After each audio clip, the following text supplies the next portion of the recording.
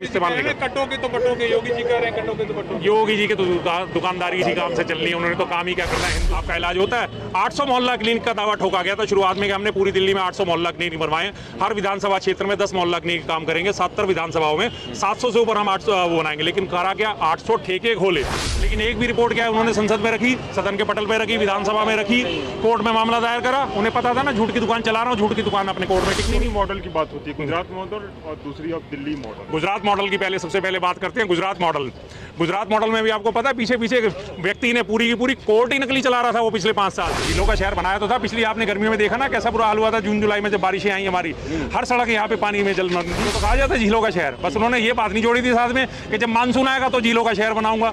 गाद निकालने का काम वो पूरा नहीं करा गया।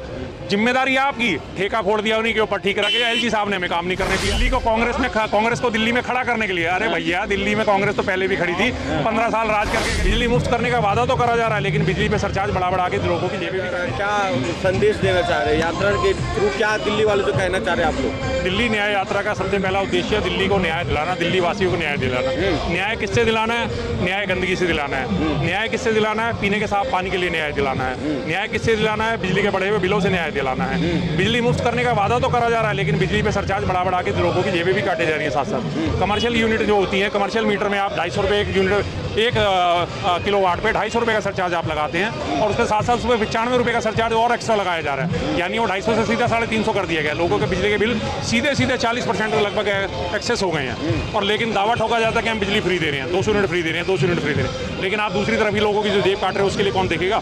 तो इन सब चीज़ों से न्याय दिलाने के लिए दिल्ली न्याय यात्रा का आयोजन किया गया है। लेकिन कहा जा रहा है कि जो केजरीवाल कह रहे हैं कि पार्टी के लोग कह रहे हैं कि दिल्ली में जो है कांग्रेस को खड़ा करने के लिए आप लोग ये कर रहे हैं। आप अगर ऐसी बचकानी बातें अगर यकीन करते हैं तो गलत बात है कि दिल्ली को कांग्रेस को दिल्ली में खड़ा करने के लिए। अरे भैया दिल्ली में कांग्रेस तो पहले भी खड़ी थी, 15 साल राज करके गई है। ठीक है, आपके एक झूठे अन्ना हजारे ने, उसने झूठे इंसान ने आगे का ऐसा आंदोलन फैला दिया, लोकपाल लाएंगे, ये लाएंगे, वो लाएंगे, ऐसा करेंगे, वैसा करेंगे, और उसके बाद थोड़ा सा जिंदगी का जनता का वोट जो है मन बदल गया, वोट चेंज हो गया और आपको सत्ता मिल गई। तो आप क्या सोच रहे हो कि कांग्रेस है नहीं दिल्ली में?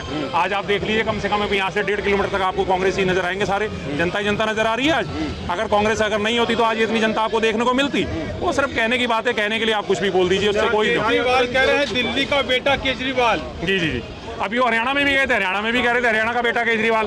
कोई मोदी जी का हाल, जहाँ जाते हैं जिस राज्य में जाते हैं, मैं तो यहाँ का बेटा हूँ, मैं तो यहाँ का बेटा। भाई एक डिसाइड तो कर लो कहाँ के हो, एक जगह तो अपना नाम रखोगे कहाँ के हो। दिल्ली अभी हरियाणा में गए, मैं रिवाड़ी का हूँ, मैं IIT से पढ़ा हूँ, तो मैं हरियाणा का बेटा हो गया। जब हरियाणा में चुनाव मांगे थे, अब दिल्ली में पहुंच गए तो मैं दिल्ली का बेटा हो गया। अब राजस्थान में जाएंगे, कहेंगे मैं राजस्थानी हूँ, मैं राजस्थान का चुनाव में जीतना है मुझे। झीलों का शहर बना रहे दिल्ली को वो। हाँ जी, केजरीवाल। हाँ, झीलों का शहर बनाया तो था। पिछली आपने गर्मियों में देखा ना कैसा बुरा हाल हुआ था, जून जुलाई में जब बारिशें आई हमारी, हर सड़क यहाँ पे पानी में जलमग्न थी, हर सड़क जलमग्न थी। कितना शानदार झीलों का शहर बनाया, कितना बढ़िया झीलों का शहर तो बना दिया उन्होंने। और कैसा करेंगे भाई साहब, इसी को तो कहा जाता है झीलों का शहर। बस उन्होंने ये बात नहीं जोड़ी थी साथ में कि जब मानसून आएगा तो झीलों का शहर बनाऊंगा। गाद निकालने का काम वो पूरा नहीं करा गया। जिम्मेदारी आपकी, ठेका फोड़ दिया उन्हीं के ऊपर, ठीक करा गया। एलजी साहब ने हमें काम नहीं करने दिया। अरे भैया तुमने कहा था MCD में बहुमत दे दो, MCD में आपको बहुमत मिल गया।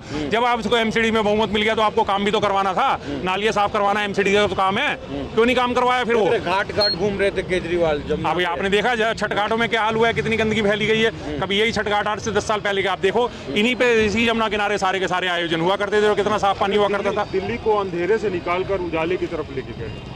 ये केजरीवाल साहब नहीं लेके गए। आप थोड़ा सा पुराना जाइए, 2015 से पहले 2007-8 में शीला दीक्षित जी ने दिल्ली में बिजली का प्राइवेटाइजेशन करा था, डिस्ट्रीब्यूशन का प्राइवेटाइजेशन, जिसके बाद से लगातार जो है वायर चेंज हुए, ट्रांसफार्मर चेंज हुए, दिल्ली को इस काबिल बनाया गया कि दिल्ली को 24 घंटे बिजली मिले।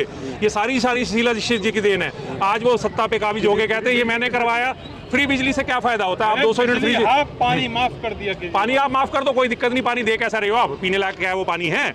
आप अगर कचरे का पानी है, नाली का पानी है, सीवर का पानी आप सप्लाई कर रहे हो, तो अगर वो पी नहीं सकते तो आप उसे फ्री भी दे दो, बल्कि उससे तो सरचार्ज भी ले लो आप हमसे। बस उससे सप्लाई मत करो भाई, ऐसा गंदा पानी सप्लाई मत करो, हमसे 500 रुपये महीना पैसे ले लो। लेकिन देश में 2 ही मॉडल की बात होती है, गुजरात मॉडल और दूसरी अब दिल्ली मॉडल। गुजरात मॉडल की पहले सबसे पहले बात करते हैं। गुजरात मॉडल में भी आपको पता है पीछे व्यक्ति ने पूरी की पूरी कोर्ट ही नकली चला रहा था वो पिछले 5 साल से।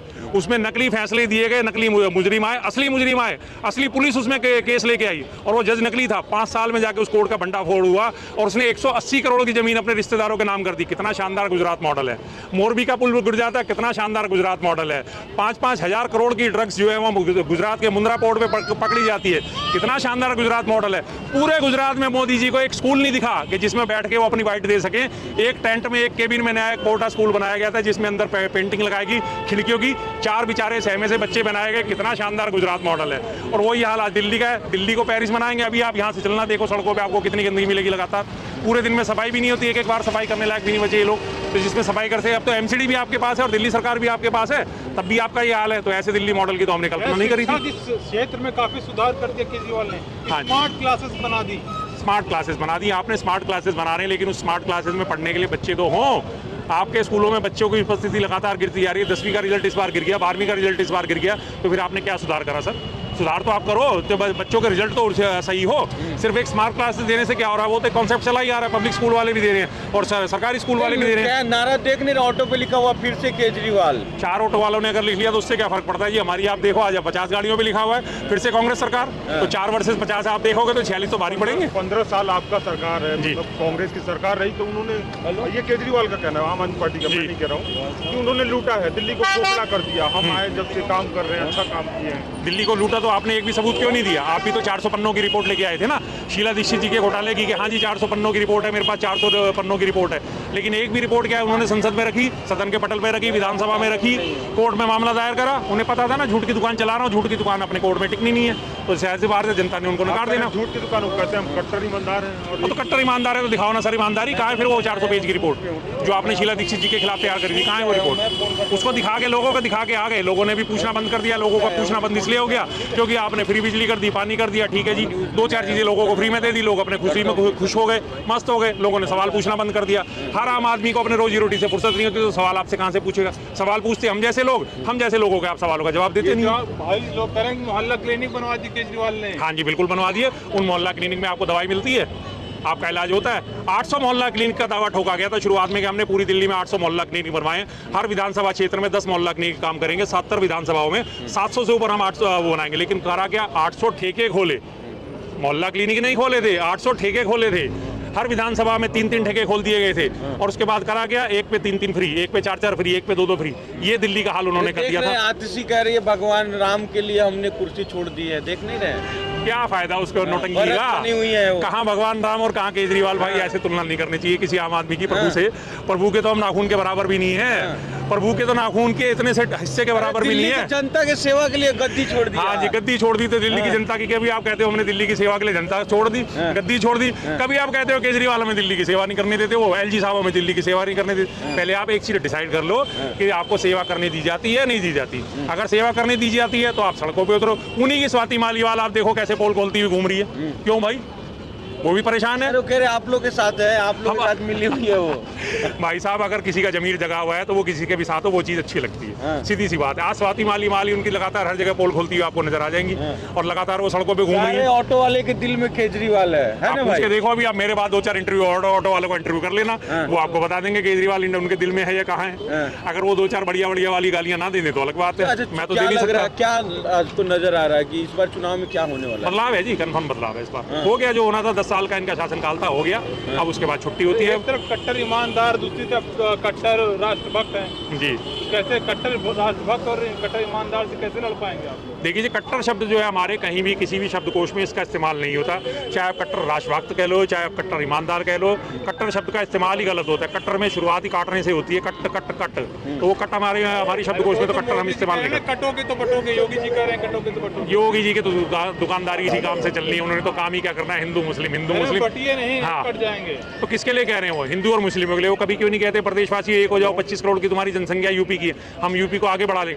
यूपी का मैं आपको हाल बताता हूँ, 7 लाख करोड़ की यूपी की जीडीपी और 8.5 लाख करोड़ का यूपी के ऊपर कर्जा पड़ा हुआ है, लेकिन किसी को सवाल पूछने की इजाजत नहीं है। अभी वहाँ पे उन्होंने, आपको यूपी में याद होगा, आप ही जैसे पत्रकार बंधु थे जिन्होंने सवाल पूछा, सरपंच की जो है गड़बड़ियाँ उजागर करी, उनको नंगा करके कमरे में बंद करके पीटा गया। आपने भी वीडियो देखी होगी ना, लगातार जब एक यूपी में नमक रोटी जो दी जाती थी मिड डे मील में, और उसका जब उस एक पत्रकार ने उसका संज्ञान लिया था और उसकी रिपोर्ट प्रकाशित करी थी, तो उसको उठा के जेल में डाल दिया गया था, उसे घुटनों पे बैठ के परेड कराई गई थी। तो यूपी जी से तो सवाल आप, यूपी में योगी जी से तो सवाल आप पूछ ही नहीं सकते, वो तो जो कहेंगे वो आपको मानना ही पड़ेगा। आप सवाल पूछने की उनसे हिम्मत दिखाओ, अगले दिन आप जेल में हो। एक रहो नेक रहो, बटोगे कटोगे। बिल्कुल सही बात है, लेकिन ये संदेश जाना चाहिए पूरे देश के लिए कि एक रहोगे तो नेक रहोगे। आज हम एक नहीं है, इसीलिए चाइना हमारी सीमाओं पे कब्जा करता जा रहा है। आज हम एक लिए, इसलिए पाकिस्तान की हिम्मत इतनी बढ़ जाती है, उसे पता है कि ये तो पहले हिंदू और मुस्लिम में बटे पड़े हैं, तो जब मर्जी इनका जो मर्जी कर लो। 5 साल से हमारे गलवान घाटी का विवाद चल रहा था, अब जाके उसकी सहूलियत थोड़ी सी सुधार उसमें होने की गुंजाइश है। लेकिन उस 5 साल में चीन ने कितने सारे अपने इंफ्रास्ट्रक्चर तैयार कर लिए बॉर्डर पे,